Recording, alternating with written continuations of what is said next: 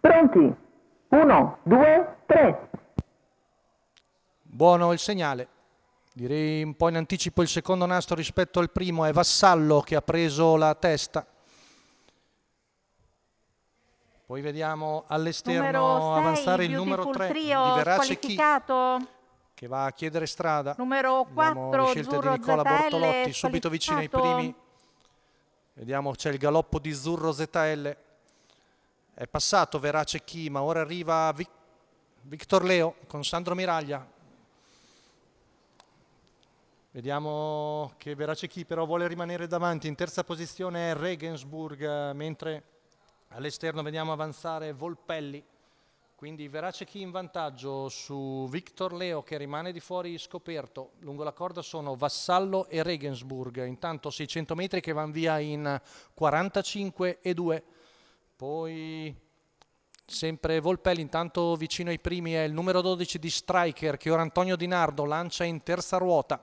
Dopo un giro passato in 1 minuto e 3 decimi avanza Striker. All'esterno di Victor Leo, intanto Verace Chi è sempre in vantaggio. Striker deve ancora completare il sorpasso di Victor Leo. Intanto arriviamo al chilometro che va via in 1:15,4. Siamo al secondo passaggio davanti alle tribune. Striker cerca di sfondare a un giro dalla fine, operazione che riesce.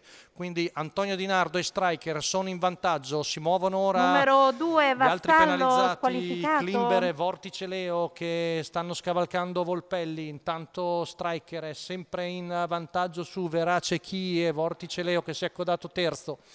Avanza Roberto Vecchione col figlio di Cantabol e dopo la curva passata in 14,9 va a diretto contratto di Striker, che cerca di reagire, ma Klimber sembra avere motivi migliori ed è sul punto di poter passare a 400 metri dalla conclusione. Intanto avanza anche Vortice Leo, retta di là passato in 14,1 con lo svedese, che ora ha preso un paio di lunghezze di vantaggio. Klimber sembra padrone della situazione. L'avversario più insidioso potrebbe essere Vortice Leo, ma è ancora molto indietro. Klimber passa l'ultima curva ancora in 14,7, si presenta nettamente in vantaggio su Vortice Leo, che però è ancora a una decina di metri. Klimber ha partita vinta e viene a vincere Roberto Vecchione.